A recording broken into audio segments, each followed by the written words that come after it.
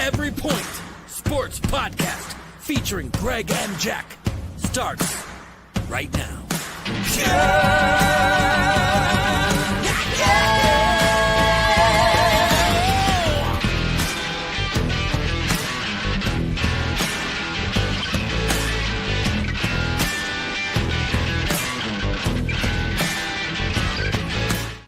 Ladies and gentlemen, welcome into the Every Point Sports Podcast. I'm Jack Stash. We've got the OldGamerGK with us, but you guys already knew that because we're in week 9. Greg, how we feeling, baby? As always, we are doing great. We're bringing the energy. It is Sunday. Ready for some football. Bama was off yesterday, so didn't have to stress out about no Bama game, but we do have the Niners on this week, and we will talk about them later. But yeah, we're doing great. Very excited about this week of the NFL slate. We got some double-digit spreads, but ultimately, I think we have a couple good games this week. So we do. The most interesting thing about this week, guys, when you're betting, when you're gambling, when you're thinking about these games, think about them as you would as a team, right? Like, so for instance, earlier on this week, the Miami Dolphins fired their general manager. They fired their general manager because they didn't believe that he had the ability to perform during the trade deadline period. We have a trade deadline coming up Tuesday, right, Greg? mm-hmm. Yep. Tuesdays are trade deadlines. So a lot of what we're looking at today with these teams, with these double-digit spreads, when we talk about them, is going to be team evaluation. You might see guys that you never saw play today. And if they play well, then we can move on from that position. And that's a lot of how teams are kind of looking at this situation at this Sunday. And I believe that this is probably going to be one of the most active trade deadlines we've ever seen. Absolutely. And Schefter actually is reporting that already. He's reporting that there's going to be a lot more trades coming. There's already been a lot, but there's a lot more coming. Yeah. Are the trades, I don't know, incentive based? No, they're not going to be blockbuster trades. You're not going to see any like the Matt Stafford trade or anything like that, but you're going to see a lot of role players. You're going to see a lot of teams feeling some needs, some depths. The Eagles have been making calls. They just got a corner. Actually, just got a Pro Bowl corner. The Niners just got a DN/defensive tackle. They're making other calls. They're interested supposedly in Miami's Jalen Phillips. Okay. Supposedly they want a 3rd-round pick for him. Listen, if the guy was healthy all the time, he'd be worth a 1st-round pick. But the sad fact is the Niners already are like, I mean, you walk onto their field and they get hurt. So you're going to already bring in an injury-prone person like that. I'm not really sold on it. But I'm telling you, if this guy was healthy all the time, he would be like a legitimately top 5 pass rusher in the NFL. That's how good he is. But he's just always hurt. So, but a lot of things also to watch out for. Any healthy scratches. If you see a healthy scratch, that person, you can 100% guarantee he is going to be moved tomorrow morning. Yeah, healthy scratches will be moved. We're keeping an eye on Chris Olave. We're also keeping an eye on Jacoby Myers. Some guys I really hope Olave goes somewhere. I really do. Like, I want him to go to a different team. Like that guy has so much talent. I would, and I don't think they're going to, but I mean, if I were the Jets, I'd move on from Garrett Wilson. That's that to me. That you've given the chances, you've given the opportunities. You're not going to stick with Justin Fields beyond the season. So just you gave it a shot to see if old college comrades could work it out and have some value for your team, but they don't. They don't. And if I hear one more person say we just need to give Justin Fields a chance, I'm going to attack them just right at their face. I'm not even going to sit there and go, well, I'm done explaining. I'll just attack you. So if you see me in public, please keep Justin Fields to yourself and me giving him one more chance. I am done with that. Yeah. I am. Even though, listen, I thought it was a great revenge game against the owner last week, them pulling out that victory. So kudos to them. What's that? Did Breece Hall throw the winning touchdown pass? Yeah, but listen, doesn't matter if they won. They won. No, I get it, but we don't need a You know? quarterback if a running back could do it. And you know what, Brees Hall made? Well, I'm just. Well, I it's mean, you wild. basically have a running back playing a quarterback position right now. He should actually think about changing positions. He really should, because he's hell athletic. Who do you think is a better quarterback? I just want to, before we get to the docket, let's add some entertainment here, right? Better quarterback, Cordell Stewart or Justin Fields? Cordell Stewart. Yeah. Well, I mean, I don't even need to think about it. I know. Cordell Stewart had a career in the NFL. He was a very good quarterback in the NFL. He is Slash. He was the original Slash. And he for did it all. What was it, for 3 or 4 years? They only let him play like a certain number of plays, and then he took over quarterback eventually. Like, so if he's better than Justin Fields, and they barely let him play all the time, he was the original. He was the original cat from New Orleans, right? In and out of plays, in and out of plays. Well, then Justin Fields is not a player. Yeah, Tim Tebow has had a more successful career, and you guys hate him. Well, oh, absolutely. I can't stand him. Well, he went to won a playoff game. Well, listen, I can't stand him for a total different reason. So, oh well, that's fine. You know, I can't stand him because he's a winner. He beat my Bama every time he played him, freaking. So, listen, I cannot stand him. I went as far as saying he is such bad luck for my Alabama that the one day we were playing, he was on the halftime show with Pat McAfee in the end zone. And I'm like, dude, watch, we're going to end up losing this game because of that. You know what happened? We ended up losing that game. We ended up losing that game. We were winning that game fairly easy. Actually, if I remember correctly, it was last year's Vanderbilt game. So, anyways, enough of that. That him and my two most hated people, him and freaking Cam Newton. To the docket we go. What? All right, yeah. Just for anybody, I hate Cam Newton too. All right, first we got the Minnesota Vikings at the Detroit Lions.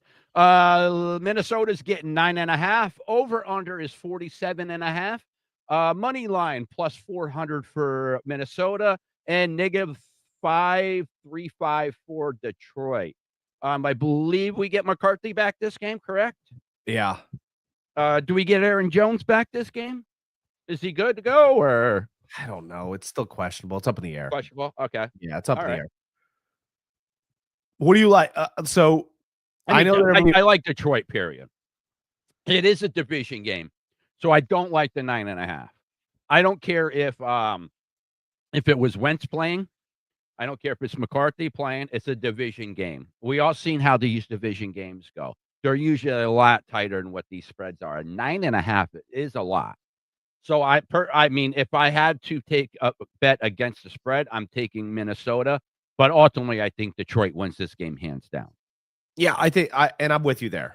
Everybody likes Detroit with the spread here. I don't get it. Like the Vikings have a very good defense. Listen, I know they'd have had some rough games this year, but they're still a very good team. Yeah.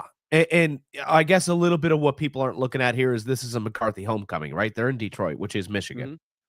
Right. I don't know if you guys realize, but Detroit, it's at Michigan. And if ever McCarthy was going to geography come back, just a little bit, right? If I had a globe, I could show you. I can point it right out. It's right there. I promise. Motor City, Michigan. Right, it's right. Wolverines attacking cars. Right? All right. So I do believe that JJ McCarthy's probably going to really play well. I just don't believe, maybe he's only going to play really well for 2 quarters. It should be enough to keep this game tight. Like you said, in division game, I don't think the kid's not good.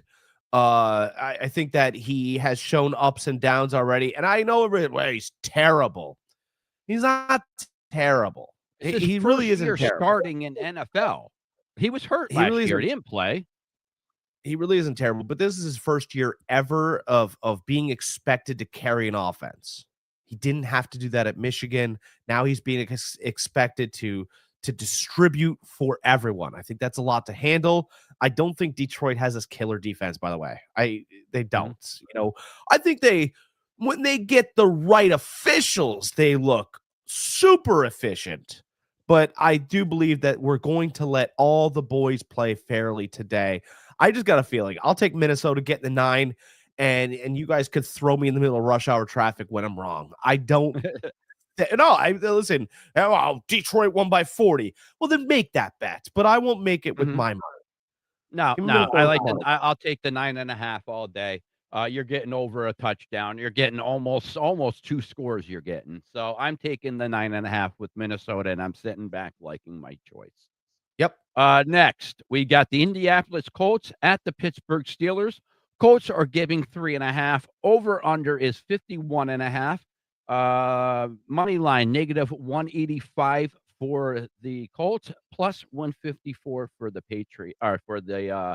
Steelers, Pittsburgh Steelers. This year, it looks like a trap game.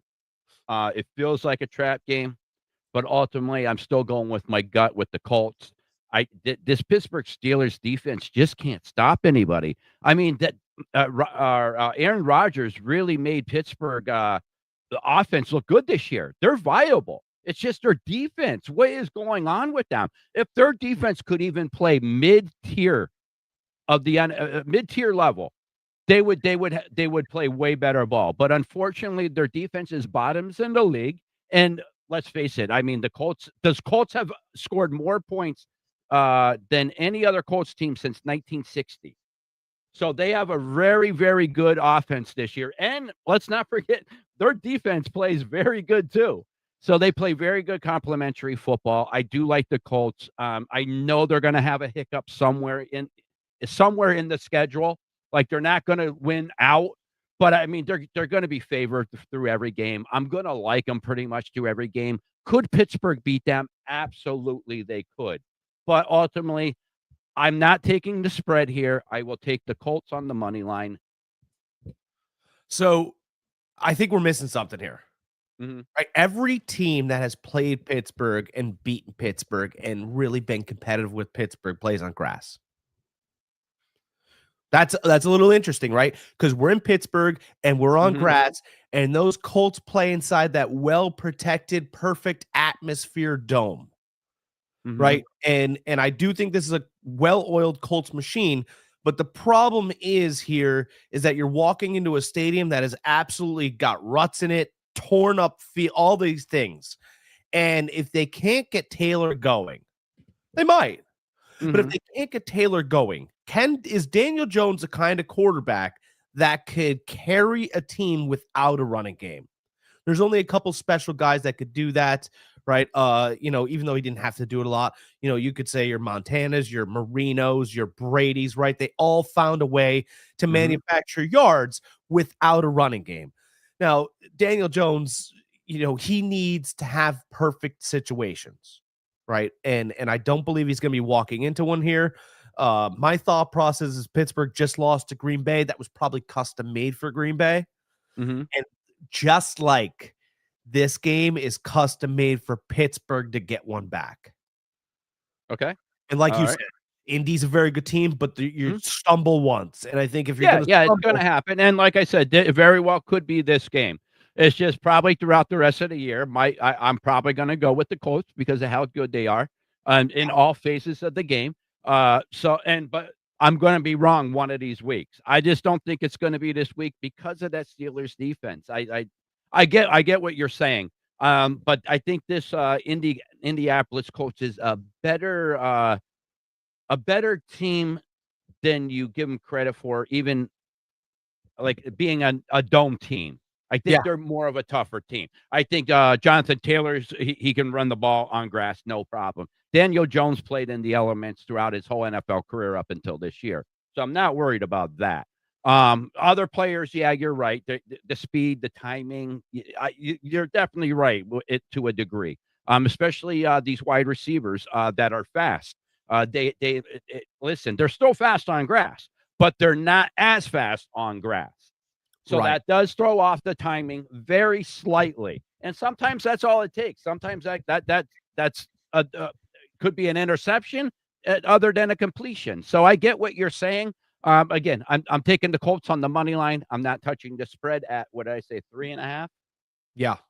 Yeah, 3.5. I mean, this game is, I think, going to come down to the wire, 3-point game, or less. So yeah, I'm taking, like I said, I'm taking the Colts. Jack's taking Pittsburgh. Yeah, give me the Steelers getting 3.5. If the Colts win Yeah, by four, listen, yeah, that's nice. All right, next we got Atlanta Falcons at New England Patriots. Atlanta is getting 5.5. Over under is 45.5. Patriots are at plus 205. Patriots are at negative 250. no Penix. Patriots are hot here. What's Is that? it Penix or no Penix? I don't know. I didn't see anything. I'm just trying to see if I Because can that matters. see. That's the Yeah, yeah, real yeah. that's the real But issue here. talk a little bit about the game, why I looked that up. If you're getting it's still projected that you're gonna get Penix. It says knee doesn't have injury designation, against New England. I don't know. You get no London, I don't think. You're gonna have Mooney banged up. This whole Atlanta team's banged up. I guess you take New England on the money line in New England. I think that's how you feel about this, right?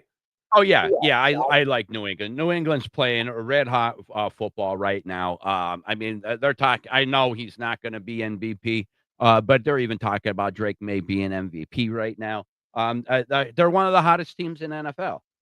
For what? They're playing like nobody teams. Like, I guess the MVP changes every other second. It's such a ridiculous conversation to have.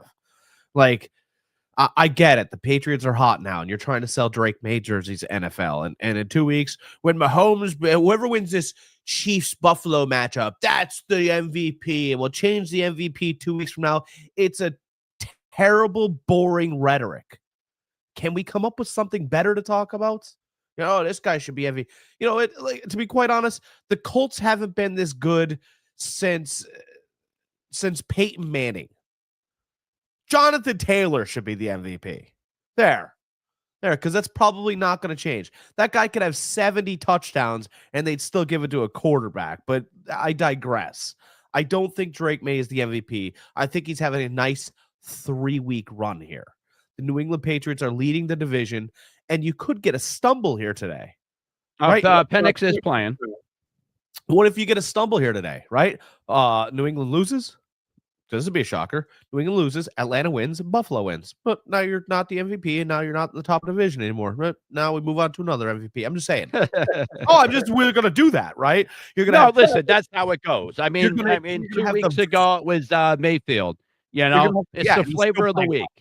Yeah, it's the flavor of the week. That's all it is. And you're going to have Nick Wright, the vampire of the media, on TV going, here's my mountain again. It drives me insane. Insane. I'm actually losing my mind every time I watch a vampire pop out of the coffin and talk about Mahomes Mountain every other week. All right, yeah. Even with Penix playing here, I like New England on the money line. The Atlanta needs to show me something. I thought they showed me something against the Bills, but I think that was just a hiccup on the Bills' part. So yeah, I do like New England here. Chef Nick says Baker MVP. Listen, I agree too. I've been pounding that drum for a while here. I even said it last year. He should have been he had MVP. About mid-season, I was saying that. The guy's playing phenomenal football. 6-2, and he's playing with practice squad players. Yeah. Talking about practice. I mean, does Drake May still have Stephon Diggs? Then stop. Then we can stop. All right. Listen. All right. Well, we both like the Patriots here, correct? Yes. All right. Next, we got the Denver Broncos at the Houston Texans. Denver is getting 1.5. Over under is 40.5. Denver's at plus 105. Texans is at negative 125. I know we were talking before we started the podcast, and Jack was telling me about this game, so we'll let him give his little spiel here real quick. Yeah, Houston, bar none, has the best defense in the league. They can get pressure without blitzing. I really, and by the way, they're at home, right? At home, they're as good as your memory was of the Baltimore Ravens defense. They are absolutely coming after the quarterback. Bo Nix doesn't do as great as people think he does. Bo Nix does fine, but against elite defenses, he struggles, right? He looks good against some guys and other guys. He's a little weird. I've got Bo Nix on my fantasy team. I will tell you what I did. I benched him this week. I never, ever believe in picking up and holding on to two quarterbacks or any two positions besides wide receiver, running back, unless you're thinking about absolutely starting them. And so what I did this week was I picked up Caleb Williams. Oh, the guy that paints his, I don't care what he does. Okay, he's playing the Bengals, and their defense is laughable. So I'm going to start Caleb Williams. I'm going to sit Bo Nix. He's walking into a Houston team that still needs a win to start moving up in the division. I think they get Nico Collins back. He plays pretty well. Christian Kirk may be coming back as well. I bet Houston last week. I'm betting my house on Houston again. Denver's in a bad spot here. Take Houston. All right. Yeah, I don't know really what to think about this game. Houston was not what I thought they were. But again, Niners didn't look like the same team that they were the previous couple weeks. So, I mean, how much of that was the Niners? How much of that was Houston? We'll see this week. I mean, they're playing a very, very good Denver team. Ultimately, I'm going to take Denver until they prove me wrong. I need more from Houston. I know they beat my Niners last week. I'm not taking them because of that. I'm taking them because we didn't look the same. And I don't know if it was because of them or was it because of us. So that's where, but I know what Denver is. So I'm going with what I know. I know what Denver is. I know they're a very good team. I know they are battle tested. I mean, 33 points in one quarter. I mean, you can never count them out at this point. So ultimately, right now, I'm taking Denver. Like I said, I need to see more from Houston before I crown them that. I am with you. They can rush with 4 only, drop back with those linebackers, play with those corners. Very, very good defense, but I need to see more. I need to see what you call it, their quarterback. Bo Nix or CJ Stroud? No, Houston. Stroud. I'm drawing blank. Huh? Stroud. CJ. Thank you. It's drawn. I brain fart here. I need to see that CJ Stroud could do it more this year than one game. He's looked. I mean, we've talked about it. We talked about it the whole year so far. How bad he's looked. He had one good game, and again, was it because of how bad the Niners were that day? Injury depleted defense, coming off of a high win against Atlanta. Listen, I don't know what we're getting with them. I need to see a little bit more. So right now I'm going with my safe route and taking Denver. Yeah, I mean, Denver absolutely destroyed Dallas last week. Mm-hmm. But again, that's like feeling good when you play against a pitcher that can't throw strikes. No, listen, I get it. But every win helps that young Bo Nix get that confidence, and Sean Payton gives him a little bit more leeway. So listen, until like I said, I just need to see more from Houston before I start taking Houston. Let me ask you this real quick before we move on to the next game. If Houston was bad, like if they weren't a very good team, I didn't say they were bad. No.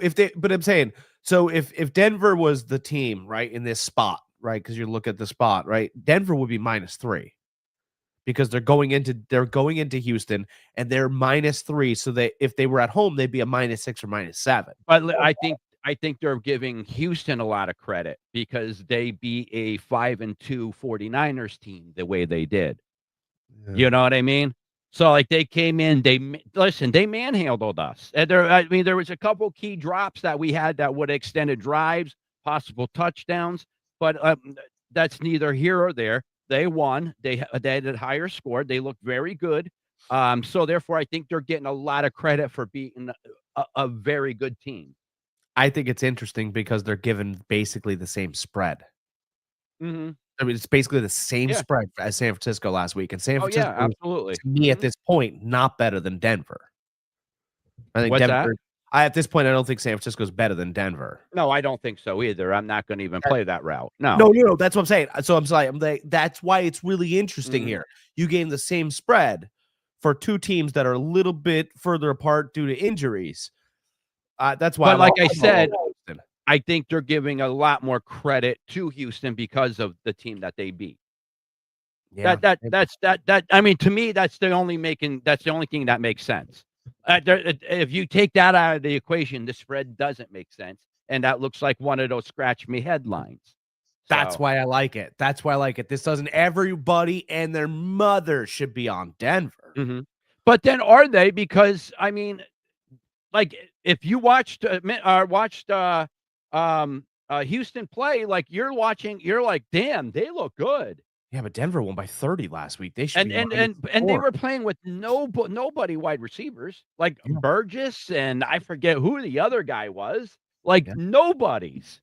So listen, well, we'll see. We'll see what happens. All right. All right. Next, we got the Carolina Panthers at the Green Bay Packers. Panthers are plus 12.5. Over under is 43.5. Panthers are at plus 650. Green Bay is at negative 1,000.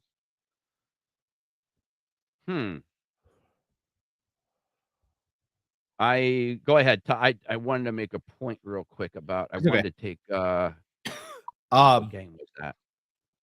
Look, we all know what this Green Bay team is. They're getting a ton of credit for what happened in Pittsburgh last weekend, as they should. Right? Christian Watson looked well. Josh Jacobs didn't look very banged up at all. Wilson added complementary roles in their backfield, and Micah Parsons was able to get around every way to stop him. There's a lot of points, though, and let's not pretend like, Carolina's a garbage team. I think they're a pretty good team in spots. I know that we remember what happened to them at Buffalo, but Green Bay is not Buffalo. They're not. We're in Green Bay for this one, correct? Yeah, we're in Green Bay. Yeah. Carolina doesn't appear to be a seller at the trade deadline. I think that Dave Canales is trying to build something there. This line has come down and opened up at 14.5. That's important to note. So if you want to buy a few points, you can do so. I got a feeling that Green Bay is kind of looking past this game because that's how I would look at it, right? 13 points. We just got back Pittsburgh. I actually think it'd be better if Green Bay was on the road here. If Green Bay was on the road and they were minus 13, I would be more apt to take them there. I think they would fight harder on the road. I think at home they can kind of relax. It just got cold up north. I think Green Bay wins, but I don't think they cover. I want the 14.5 that you were giving me on Monday. Let's understand that. This 13's tricky. Buy some points. You don't have to. Greg and I talk about this all the time. You don't have to take the points that they give you or the lines that they change. No. Change them yourself. You're an adult, damn it. Yeah. Right? Buy a few points here. Shave a few points there on money lines. Do what you need to do. But I'll take Carolina to get 14.5. That's my opening line on the week, and that's how I like this game to play. Greg, how do you feel about this one? Yeah, I agree. 12.5 is a lot. I ultimately I don't think Green Bay covers the 12.5. I think you're getting 12.5. Yeah, I'm getting 12.5 here. Yeah, I'm getting 13 at Hard Rock, and it was 14.5 earlier on the week. Yeah, I'm getting 12.5 right now. See how we're looking at this? It's dipping it. So 12.5 is 2-point difference. Yep. Like I said, I echo everything you just said. The only thing I would say is that I differ from you is if it was in Carolina, I would like Carolina even more, just because of the way they play at home. They play so well at home. They play so well at home. I'd even be like, there's a possibility they could beat Green Bay. So, but in this spot though, they just got creamed by Buffalo at home, and I just think they played with Andy Dalton too. I know, but I just think Bryce Young is back, correct? It's just good to get away from the place. Like, let's just get the hell out of here. Take the flight. It'll be nice. We'll play some cards, right? We'll hang out. We'll, in that case, right? No, you're right. They are much better at home, but I just think after that Buffalo beating, you don't want to see a team like Green Bay come to your house with Jesus God. Here we go again. It's good to get out of town, right? It'd be better if this game was in Hawaii for Carolina. Green Bay's still one of those teams too that are finding themselves. They haven't played their best football either. Right. But ultimately, I think Green Bay does win here. I can't take the money line here, negative 1,000. I don't want to take the 12.5 points here because this could easily be a 10-point win by them. Could be a 14-point win by them. So ultimately, I'm not touching this game, but I do think Green Bay wins this game. Yeah. If you're trying to, stab a few money lines, I would take Green Bay. They're not going to lose at home. Mm-hmm. Yeah. All right, next we got 49ers at the New York Giants. Niners are at negative 2.5. Over-under is 40.5. Niners are at negative 148. Giants are at plus 124. All right, I'm going to say it. I like the Niners here. The only thing that scares me is Jackson Start's running ability. But ultimately, the Giants are the worst team at stopping the run. The Niners has one of the best running backs in the league still with Christian McCaffrey. I think he's going to have a field day here. Pretty much my number one bet would be McCaffrey over 100 yards rushing this week. But I like my Niners here. We made a trade to bring in Kevin White. I know that was a couple of days ago. He plays D end. He's going to come in situational pass rushing right now. We get a couple linemen back that that got hurt last week during the game, so we get them back. Ultimately, I think that this is a game that we win, and I'm really not too worried about it, to be honest with you. I begged and begged and begged and pleaded with you to take Houston with me last week, right? Mm-hmm. I feel the same way here, only in the opposite fashion. In the opposite fashion. I like San Francisco a lot here. I like the 49ers to absolutely walk in there and probably win by a touchdown. I don't, Jackson Dart this, Jackson Dart that. I mean, it feels to me a little bit like a Trojan horse. He's played well. There's tape on him now. The Niners. Notice I said his passing didn't scare me. His running scares me. Yeah, and that's fine. I mean, he could be in the blue tent by halftime. We don't know. No Scattaboo. I know that's not a lot, but he kind of gets that team ready to go a little bit. Yeah, he's infectious. He's a motivator. Yeah, but I do think San Francisco comes to New York and gets the job done this week. Yeah, take the Niners. Yeah, no reason to really stay in too much long on that game. And let's see here. Next we got the LA Chargers at the Tennessee Titans. Chargers are at negative 10. Over under is 44.5. Chargers are at negative 650. Titans are at plus 470. I mean, Titans are one of the worst teams in the NFL again. The Chargers are getting healthy again. They're getting another lineman back. Ultimately, I do like the Chargers here. 10 is a lot, but I don't think Cam Ward can do enough, and I think he's going to make a crucial mistake or two. So I'm going to take the Chargers here. They're awful. Like, let's just say it. Tennessee as an organization is awful. With like a capital A. Cam Ward is awful. Their coach, their new coach, awful. The Callahan's awful. I don't know who's running the front office. Also awful. The whole team is terrible. I can't bet any team that has zero life. Awful. I can't. I won't do it. I have to take the Chargers. I don't know about the spread, but I have to believe that Harbaugh has his team better prepared to beat awful. They're awful. To beat awful. I just don't know what to say. Every week you're like, well, they have to win one. That's not true. Do you actually know that that's not true? They don't have to win one more. No, they don't. They're not equipped to win any football games currently. They've shown zero life. They're worse than the Browns. He said it. Yeah, a team is worse than the Browns. I don't think the Browns are that bad. Well, let's see. Their owner's awful. Their coach is I could coach the team better than Kevin Stefanski. So there's two. Andrew Berry couldn't find a player in a gymnasium if LeBron James, Larry Bird, and Michael Jordan were standing there. He'd choose the bleachers. I mean, that's how bad the Browns are. But Tennessee, they win games. Huh? They win games. Yeah, they do. They always have a good defense. Yeah, I mean, they look fantastic next to Kevin Stefan or next to the Tennessee Titans, and that's my point. You know. You take the Chargers and you walk away here. I'm furious because I want to play Tennessee 1 week and I just won't do it. You can't I know. do it. They force my hand.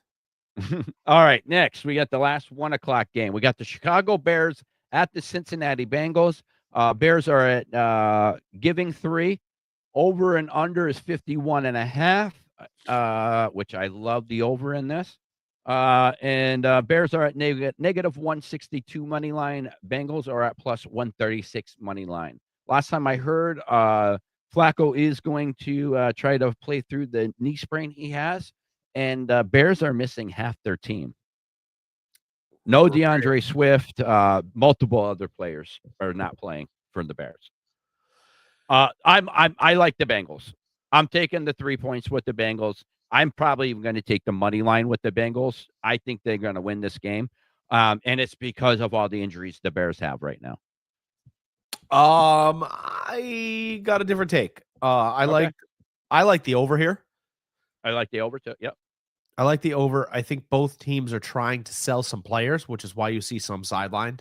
I think, and listen, I have DJ Moore, and I think DJ Moore is going to have one of those games like he has every season where you're like, wow, 130 yards and 3 touchdowns. Really? Really? Couldn't he do this every week? No, he's never done it every week anywhere. But 1 week out of every year, doesn't he, Greg? I don't care who he's got. No, he has a killer game. If he's got your favorite quarterback on the planet, Justin Fields, then not yours, but everybody else's, right? He needs more chances to throw to DJ Moore.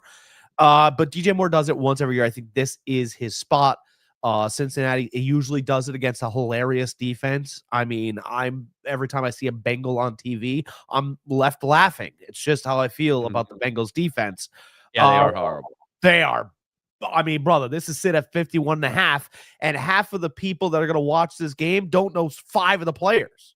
Jamar Chase, Higgins, DJ Moore, and you're lost. And that's if you can name a Bear. I mean, Roma Dunze, maybe. He's not playing, though, you said, right?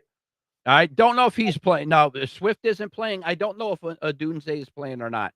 But half their team, they have so many injuries, though. I remember going down the injury report and being like, wow, I really like the Bengals here. That's fine. I don't have a spot here. I just I feel like that over is that 51.5, believe it or not, is low. Yeah.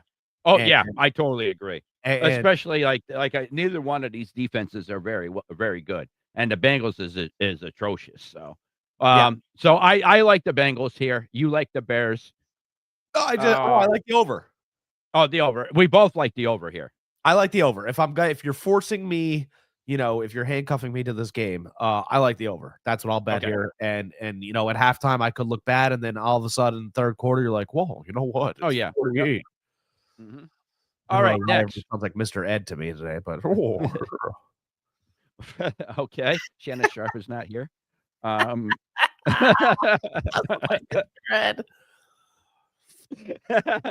All right, next we got the New Orleans Saints at the LA Rams. This is what's his name's first start? Your boy, dad's arm wrestling champion. Do what? No.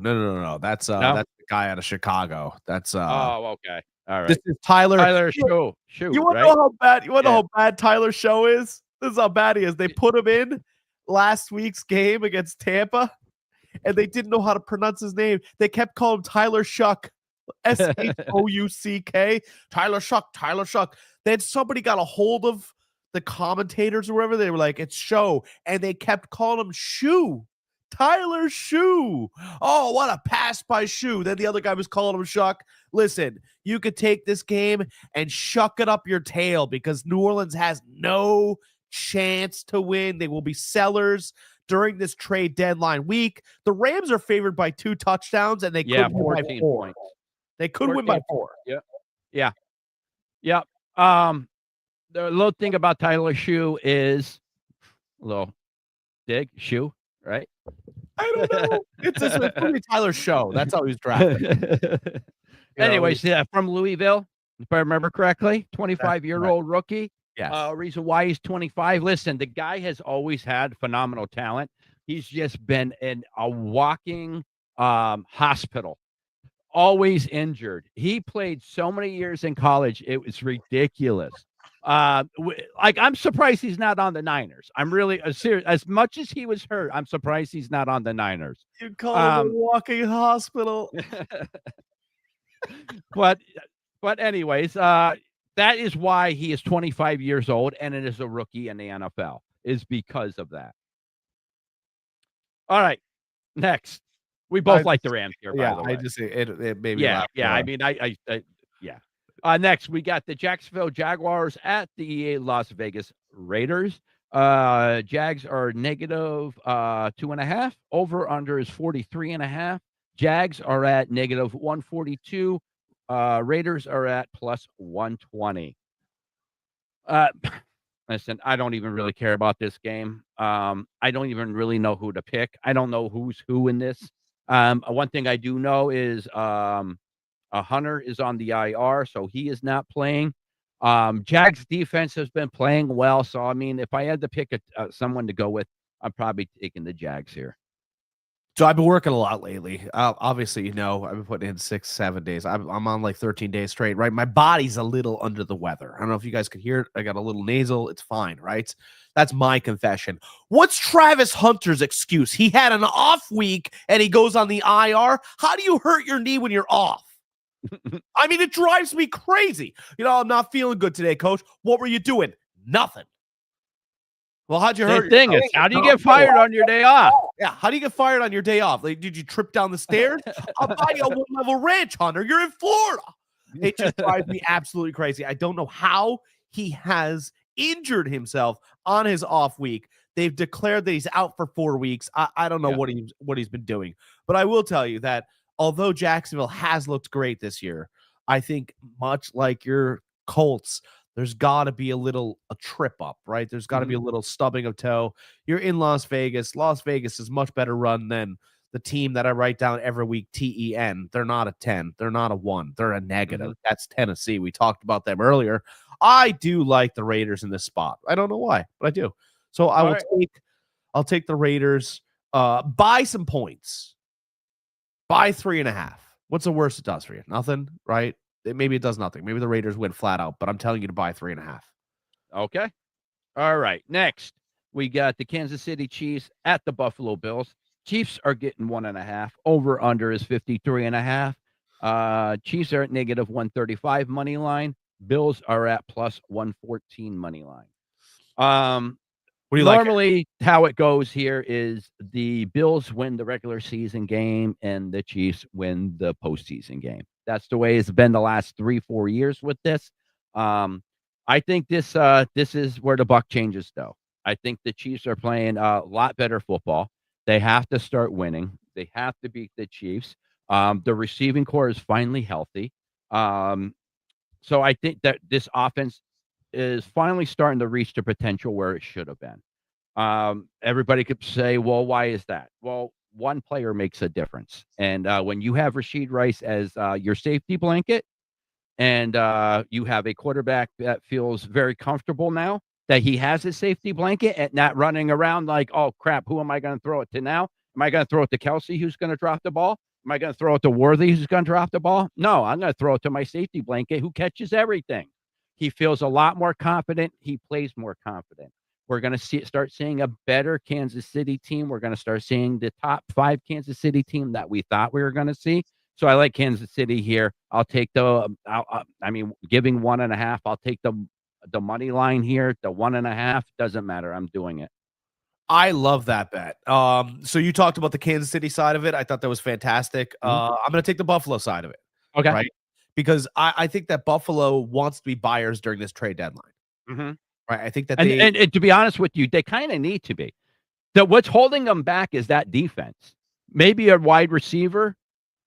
Right. I think that you need to add one of the other. But if you win against Kansas City, it's very tough to convince your general manager that you need a little bit extra. Right? It really is. And I'm not saying we're going to throw the game or any of that stuff, but I do believe that Sean McDermott's going to put together a nice game plan. It's not going to be super exotic. It's going to be, hey, look, Josh Allen's out here. We're running the same kind of offense. We add a little flavor to vanilla, but not too much.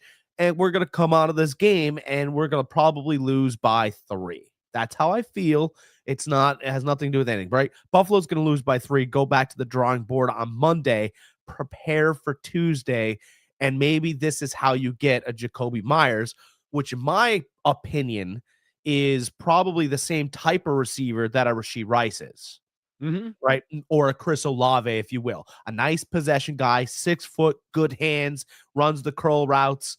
I think you could talk about all those names in the Stephon Diggs category later on in his career. Earlier, he was a little bit quicker, right? So I think that it's smarter. It's better for Buffalo if they lose this one, right? Because they'll be coming back with a different team and maybe more pieces for a later meeting, in the AFC Championship game or whenever they do see each other once again, right? Yep. No, definitely agree with that. Definitely agree 100% with that. I'm with you. They're probably their best bet would be to lose this game. Right. A lot So they have no choice. Listen, there's no false hope then. If they win this game, there's false hope then. We can win with the team we have. Let's just roll with it. So yeah, no, I like that. I like that. I like that aspect of it. There's a little bit of complacency. I think McDermott always puts out the best team, all these other things. And even if they do barely get by, scrape by, I don't know, let's call it a 60-yard field goal. It's the last field goal Prater ever kicks again. The other guy's coming back anyway soon, right? But if they win by a 60-yard field goal, you're going to sit there and go, boy, that is not going to get it done. No, but they walk away with a dub, though. Anytime you get a win against Kansas City, you have to mark that up as a win. Yeah, but I mean, the general manager's going to be on alert. That general manager. Let's hope. Listen, that general, what's his name? Bean, I think is his name. He's awesome. He's been on the McAfee show a couple times. He's awesome. He's like a Buffalo. I don't know what the proper term for people in Buffalo, but like a Buffalian or whatever you want to call him. Yeah. But like he's like Josh Allen. He's the same way. Like he kind of reflects. He reflects the way Buffalo is. Yeah. He reflects the way that the people are there. Yeah. So I think the general manager does the same thing. Again, I want to emphasize, if Buffalo doesn't start winning and start winning soon, we have to start talking about Sean McDermott losing his job. We kind of have to. Yeah, he's going to lose his job too. I already know who's going to get that job. Who? The guy who was supposed to get that job before Sean McDermott got there. James Franklin. Oh, there you go. James Franklin was hot. You guys don't know the story. I'll tell it real quick, and then we'll get off because I know we have the game. Just real quick, rumors of him taking Virginia Tech job. Yeah, there are, but I mean, that would be the worst decision you could ever make because Virginia Tech isn't a high-powered program, so I don't know why we take that job. I mean, they're in a way better situation than they were when he took over the Penn State job. Yeah, but it's not. So Penn State's a high profile. Vanderbilt was nothing before he took over that school too. Vanderbilt's a really good school though, too. No, I know, but they weren't a football school. They weren't a football school since the 60s.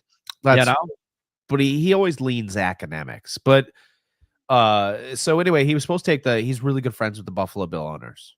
James Franklin. He was supposed to take the Buffalo Bills job. That was supposed to be, and he stopped in Happy Valley because they asked him for a meeting.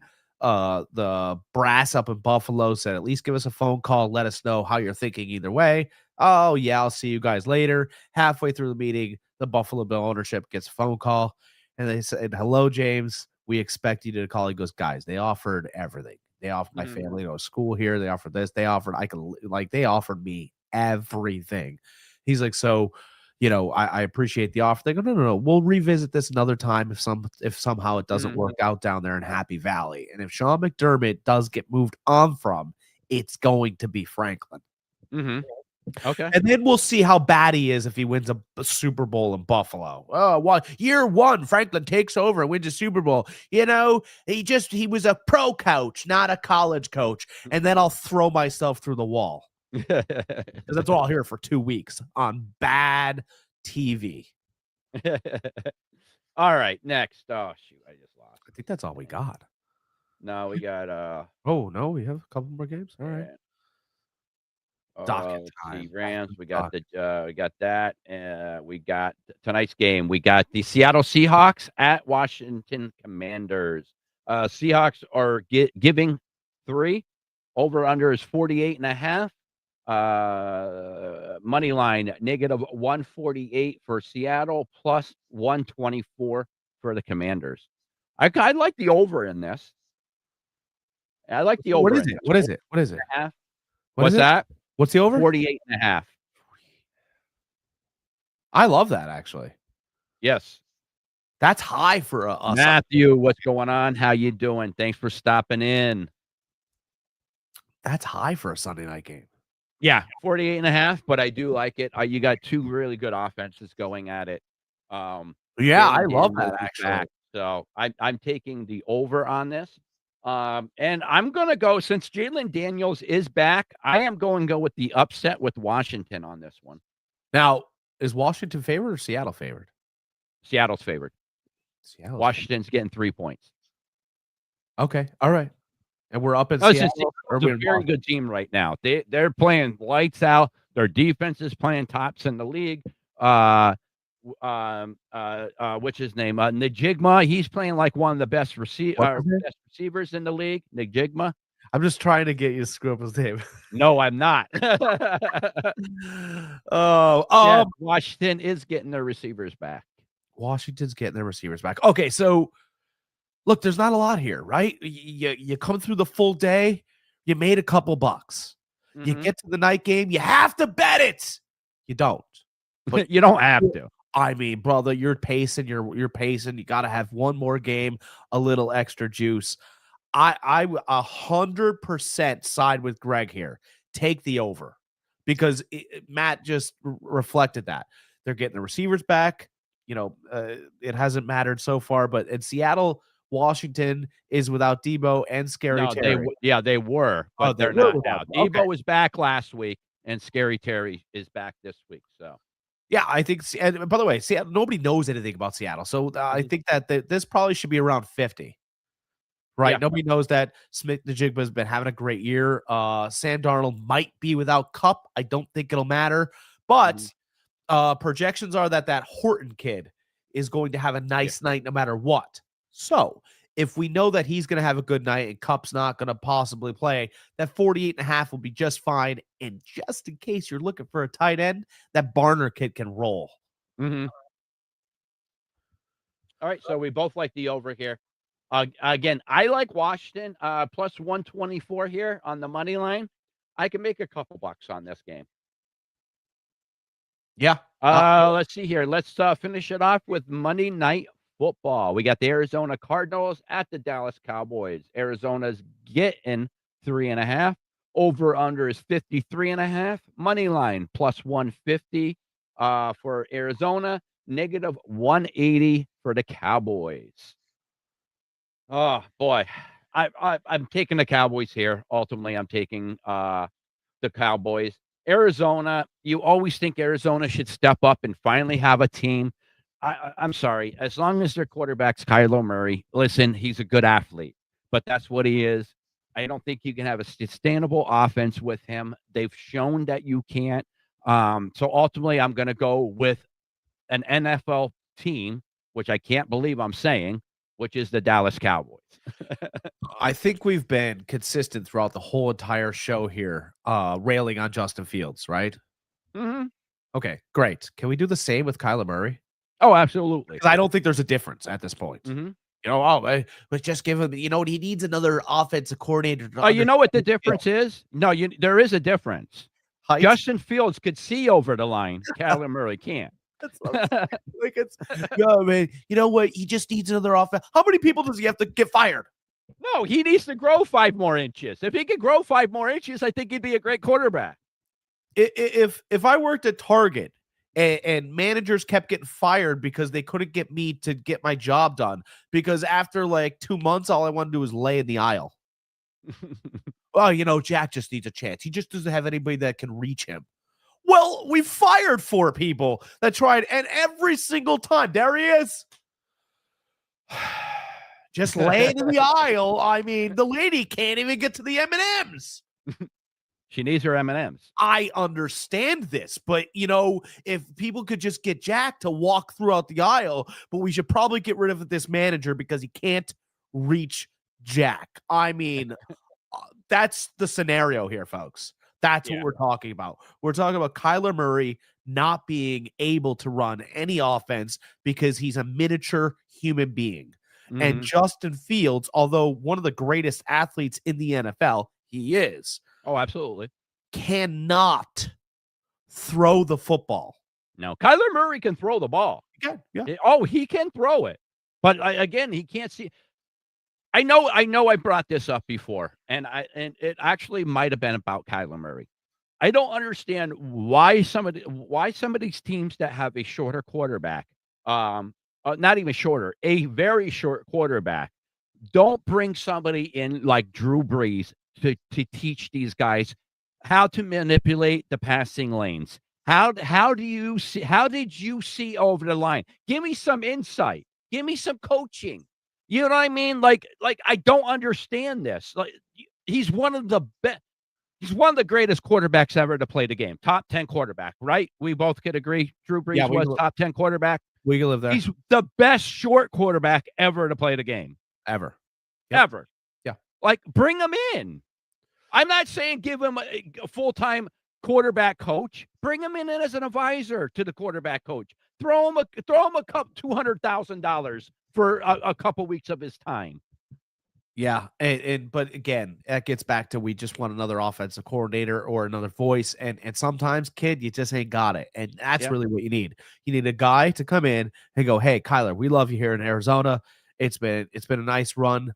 We've been happy to have you, but kid, you ain't got it."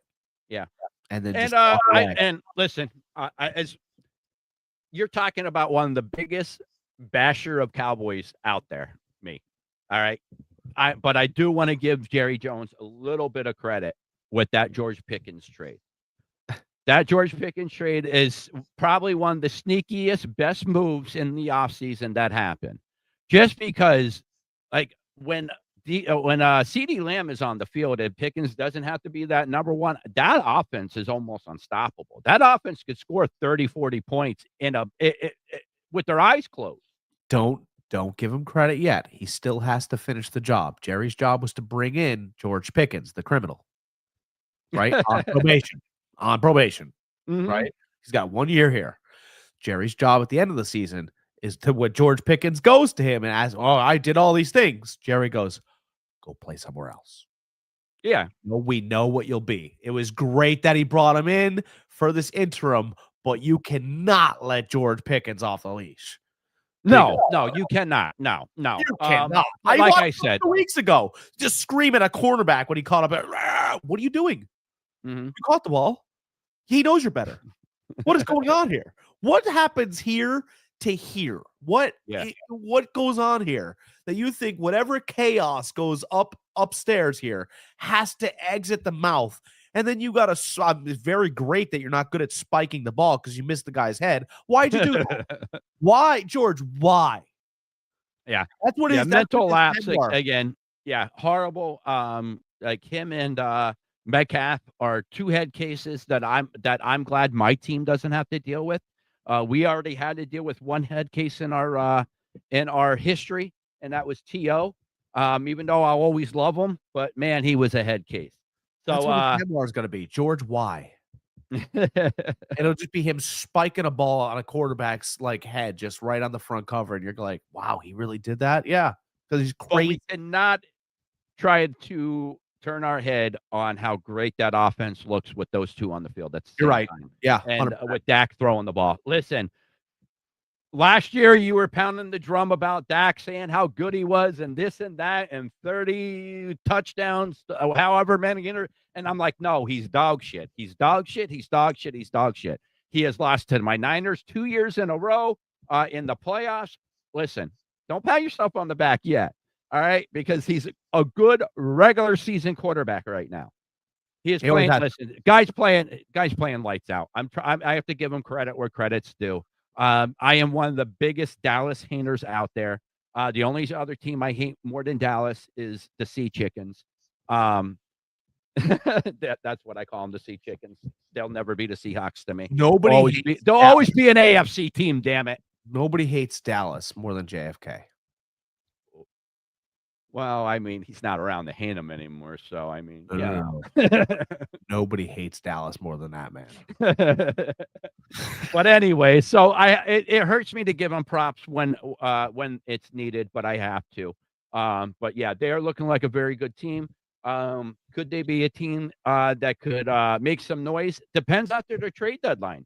If they could bring in a couple of defensive players to kind of make that defense a little respectable, kind of like we talked about Pittsburgh. Listen, two high-powered offenses with Pittsburgh and Dallas. Bring in a couple defensive players. We're talking about your team a little bit different. Before we get off, because the games have just started, I do just want to say I think it'd be hilarious because we need some humor, right? We're very serious men here on a Sunday, but it would be hilarious if Jerry Jones traded the Packers for Micah Parsons. That would be, come on, man. That would be, I would sit there and just laugh in front of the TV for about 15 minutes. I'd be like, look, they did it. This is crazy. He's going to offer more money. Jerry does always get his man. Always. All right, guys, my Niners game is starting to start. I need to get my boys ready with their Niner stuff on. I need to get my jersey on and get to the game.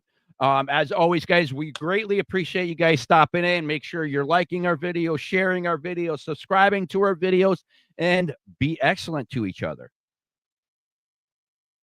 Anything, Jack? Like, share, subscribe, or lose. All right, guys, have a go.